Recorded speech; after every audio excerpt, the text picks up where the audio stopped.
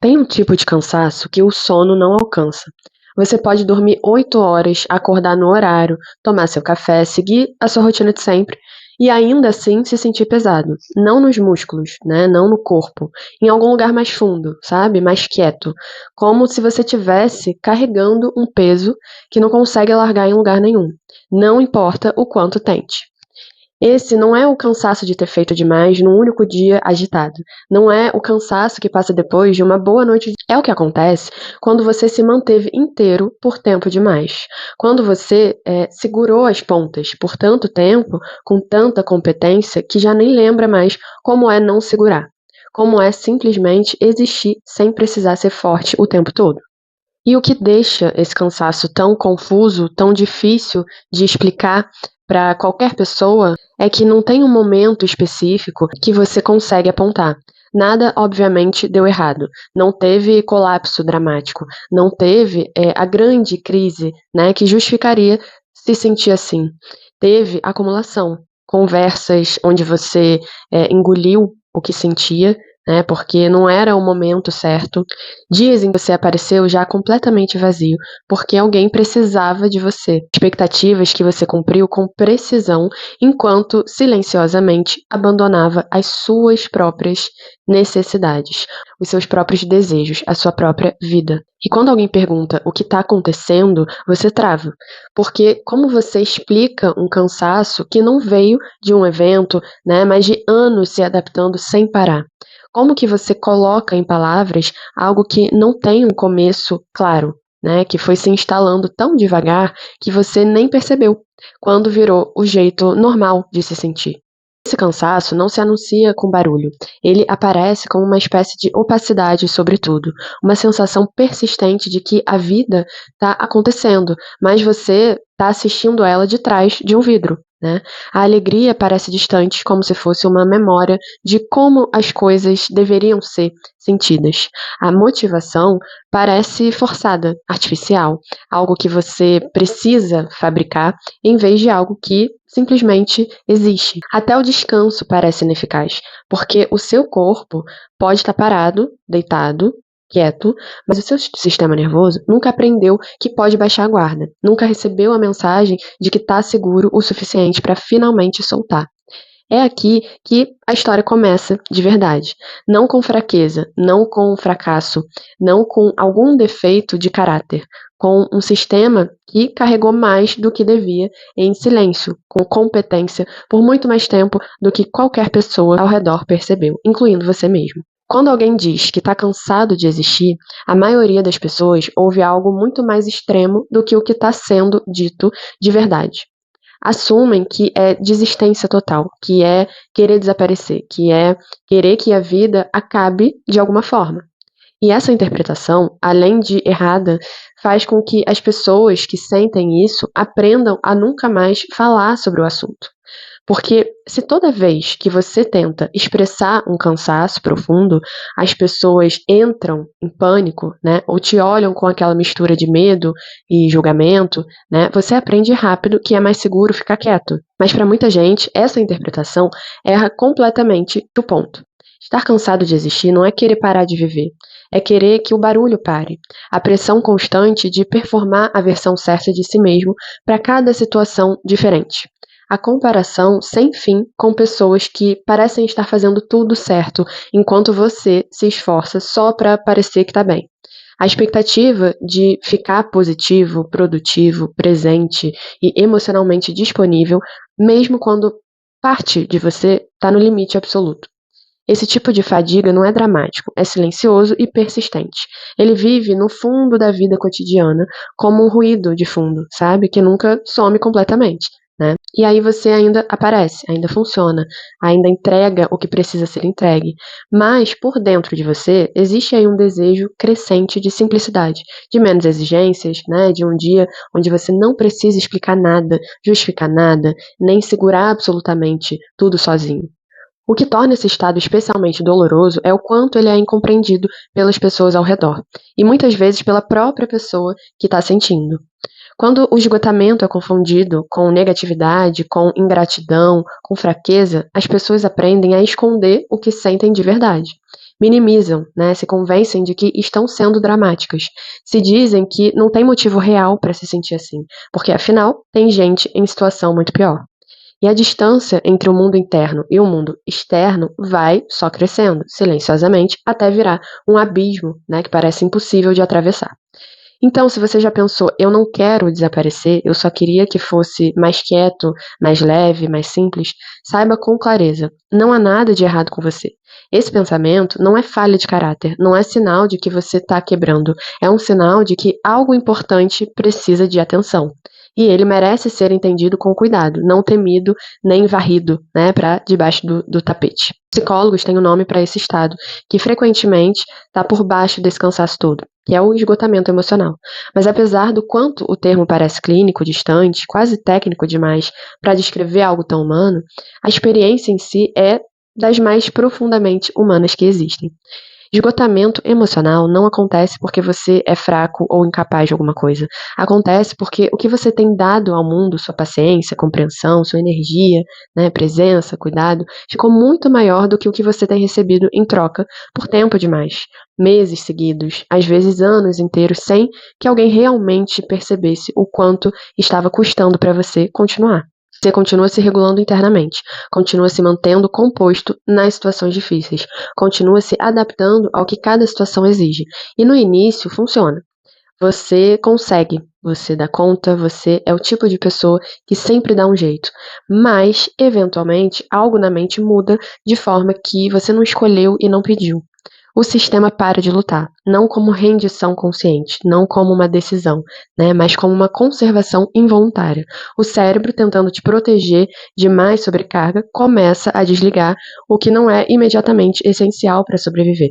A motivação cai, respostas emocionais se achatam, até as coisas que um dia importavam profundamente, projetos que te animavam, pessoas que você amava estar por perto, sonhos que te faziam querer acordar, começam a parecer distantes, neutros, né, como se fossem coisas de uma versão anterior de você, que esse você de agora não consegue mais acessar.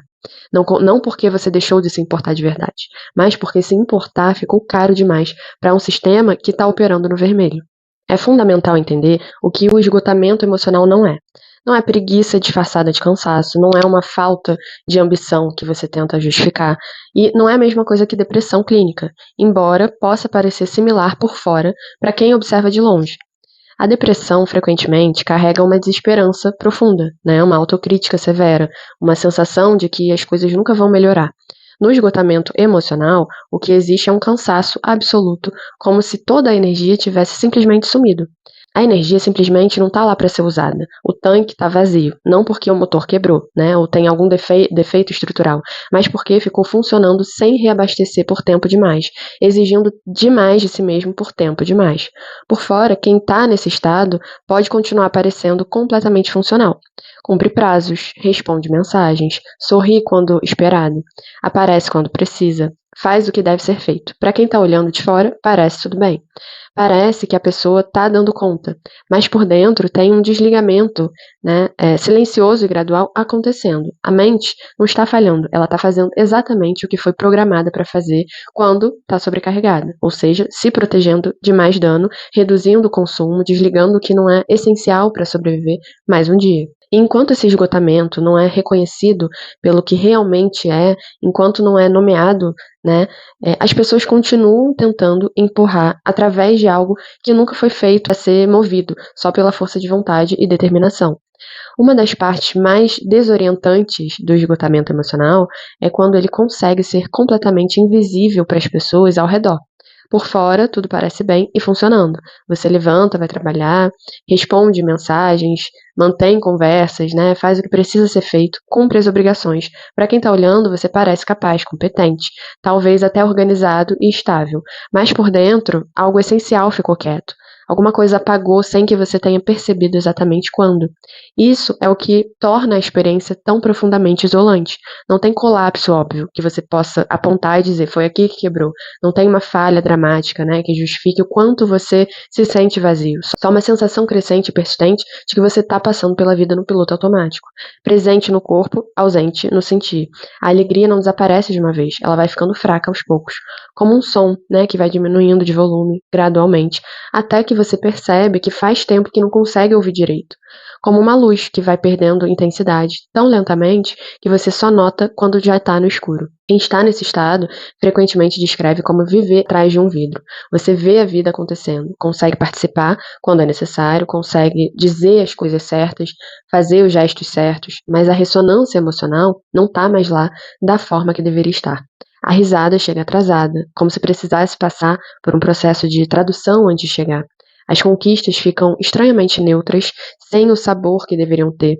Até os momentos que deveriam ser bons, que você esperava com antecedência, não aterrissam com o peso que mereciam. Esse padrão específico aparece com mais frequência em pessoas que aprenderam, geralmente desde cedo, a ser confiáveis acima de tudo. Os prestadores de ajuda, os pacificadores, né, os que aprenderam que ser funcional e estável era mais seguro, mais valorizado, mais aceito, do que ser expressivo e ter necessidades próprias. Com o tempo, eles ficaram excepcionalmente bons em atender demandas externas, enquanto, silenciosamente, se desconectavam do próprio mundo interno. E por que ainda estão funcionando? Porque ainda entregam, ainda aparecem. O esgotamento passa despercebido por outras pessoas. E, eventualmente, o que é talvez o mais cruel de tudo, por eles mesmos. Eles se convencem de que não deveriam reclamar, que nada está errado o suficiente para justificar o quanto se sentem ocos por dentro. Então, continuam em frente, assumindo que essa versão sem brilho da vida é só o que a fase adulta parece por dentro.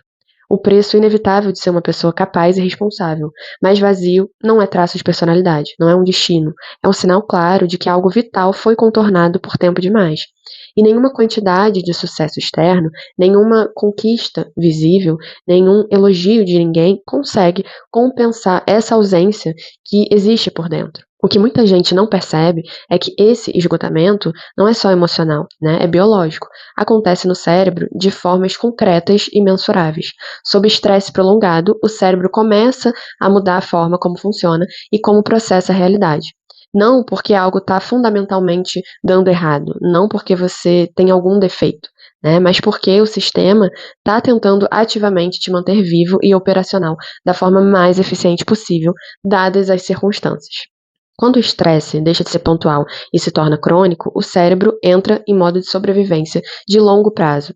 Em vez de otimizar para curiosidade, prazer, criatividade ou construção de significado de longo prazo, ele prioriza conservação de energia acima de tudo. Energia passa a ser tratada como um recurso extremamente escasso que precisa ser racionado. Qualquer coisa que não seja imediatamente essencial para sobreviver, né, o dia de hoje, é reduzida, adiada ou simplesmente desligada. É exatamente aqui que a motivação começa a desaparecer de formas que parecem inexplicáveis. O sistema de recompensa do cérebro, especialmente as respostas de dopamina, começa a desacelerar de forma significativa. E dopamina não é só sobre sentir prazer nas pequenas coisas. É o que faz o esforço parecer que vai valer a pena antes mesmo de você começar. É a faísca ali por trás da antecipação de algo bom, do engajamento, né, com o que você está fazendo, do impulso de continuar em direção a um objetivo. Quando a atividade dopaminérgica cai, até tarefas que antes pareciam simples começam a parecer imensuravelmente pesadas antes mesmo de começar. Objetivos que um dia te animavam, que te faziam querer levantar de manhã, perdem a atração de forma que parece impossível de explicar racionalmente. É por isso que simplesmente descansar frequentemente não resolve esse tipo específico de fadiga. Você pode tirar um dia de folga, dormir até o meio-dia, fazer uma viagem que você esperava há meses e voltar sentindo exatamente o mesmo vazio de antes. O problema não é uma falta, né, de tempo livre, falta de descanso físico, é que o seu sistema nervoso nunca aprendeu, nunca recebeu a mensagem clara e repetida o suficiente de que é seguro, finalmente, baixar a guarda. Nesse estado prolongado, o cérebro fica cauteloso com a alegria de formas que parecem estranhas de fora. Alcançar prazer gasta energia, ter esperança em algo gasta energia. E quando energia tem sido escassa por muito tempo, o cérebro aprende, por experiência repetida, a esperar menos, a querer menos, a se animar menos. Não por um pessimismo consciente ou escolha deliberada, mas por proteção automática. Esperar nada e se decepcionar com nada dói muito menos do que ter esperança e ser decepcionado mais uma vez. É também por isso que os estímulos rápidos que a maioria de nós recorre quando se sente assim Rolagem infinita de redes sociais, entretenimento sem fim, distração constante de qualquer coisa que faça barulho suficiente para ocupar a nossa cabeça, não te restauram de verdade. Eles oferecem distração momentânea, um alívio temporário, mas não reparo real. O sistema permanece ativado por baixo, nunca se acalmando de verdade, nunca chegando ao descanso profundo que precisava. O seu cérebro não está quebrado, não tem nada fundamentalmente errado com você. Ele está se adaptando de forma inteligente a condições difíceis. Tem uma ironia profundamente dolorosa no centro do esgotamento emocional, que raramente, né, recebe o reconhecimento que merece. As pessoas que se sentem mais vazias, mais exaustas de existir, frequentemente não são as mais fracas do ambiente, né, onde elas estão, onde elas vivem. São as que ficaram fortes por mais tempo, sem pausa, sem suporte, sem nunca poder mostrar que também estavam cansando. Essas são as pessoas que aprenderam desde cedo, muitas vezes, muito cedo, a segurar as coisas para todo mundo, que se tornaram confiáveis antes de estarem prontas para carregar esse peso, que ficaram sintonizadas com as necessidades dos outros antes de alguém ter se sintonizado com as delas, que se tornaram úteis, disponíveis, presentes, antes de alguém ter se perguntado como elas estavam de verdade. E muitas vezes essa força não foi uma escolha consciente que elas fizeram num determinado momento. Foi um papel que foi sendo atribuído a elas aos poucos e que elas foram incorporando porque era o que garantia segurança, aceitação, valor. A criança que sentia tensão no ar e tentava suavizá-la antes que virasse conflito, a que ficava calma e estável para que os outros ao redor não desmoronassem, a que aprendeu com muita clareza que ter necessidades próprias criava problemas, mas ser fácil e disponível criava paz. Com o tempo, esse papel endurece e vira identidade. Ser capaz, ser confiável, ser a pessoa que resolve, se torna não só o que você faz, mas quem você acredita que é, a forma como você se sente com valor no mundo. Na vida adulta, essas pessoas são frequentemente muito elogiadas por exatamente as características que as estão esgotando. São confiáveis, atenciosas, emocionalmente inteligentes, sempre disponíveis. São aquelas em que todo mundo se apoia nas horas difíceis. Os prestadores de ajuda que nunca parecem precisar de ajuda. Os pacificadores que sempre encontram um jeito de manter tudo ali funcionando. Mas o que raramente se vê, o que raramente alguém para perguntar, é o custo real disso tudo. Força praticada sem alívio, sem espaço, para ser humano, sem permissão para também precisar de coisas, vira isolamento de um tipo muito específico e muito cruel. Quando você é sempre o estável, quando você é sempre o que segura, não há lugar óbvio nem seguro para colocar o seu próprio medo, a sua própria tristeza, o seu próprio esgotamento que foi acumulando enquanto você cuidava de todo mundo, menos de você mesmo. Você aprende a gerenciar o desconforto internamente, sem mostrar, a se regular sozinho, a continuar em movimento até que regulação imperceptivelmente vira supressão, e supressão é uma das formas mais esgotantes de existir que existe. O que torna esse padrão especialmente cruel é que por fora ele frequentemente parece resiliência. As pessoas te elogiam por isso, te dizem que você é forte, que você sempre dá um jeito, que não sabe o que fariam sem você. Por dentro, parece nunca poder parar de verdade, nunca poder desmoronar sem culpa, nunca poder dizer com honestidade, eu não consigo mais, sem sentir que está traindo quem você é, a identidade inteira que você construiu em torno de ser capaz. Então, quando essas pessoas finalmente chegam no ponto de se sentirem cansadas de existir, não é porque não tentaram o suficiente, é porque tentaram demais, por tempo demais, né, sem apoio suficiente, sem permissão suficiente para também serem humanas. O esgotamento delas não é evidência de fraqueza ou falha de caráter. É evidência de uma resistência extraordinária que finalmente chegou no seu limite natural. E o trabalho nessa fase não é aprender a ser ainda mais forte ou mais disciplinado. É aprender, devagar e com muita gentileza, a deixar a força amolecer o suficiente para que ela não precise mais custar o preço de nunca poder ser completamente humano. Além do esgotamento emocional e do que acontece no cérebro, existe outra camada de fadiga que é mais difícil de nomear com precisão, mas que frequentemente pesa mais do que todas as outras juntas. É o cansaço de viver sem uma sensação real e contínua de significado, não porque a vida está obviamente desmoronando, não porque algo claramente deu errado, mas porque ela parou de parecer direcionada. Parou de parecer sua de verdade. Na superfície, as coisas podem parecer estáveis o suficiente. Tem rotina, tem estrutura que funciona, pode até ter conforto material e segurança, mas por dentro os dias começam a se misturar de um jeito que fica cada vez mais difícil de distinguir um do outro. Acordar, trabalhar, rolar tela, dormir, repetir, semana após semana, mês após mês. A vida começa a parecer manutenção constante em vez de movimento em direção a algo. Sobreviver cada dia em vez de realmente viver nele.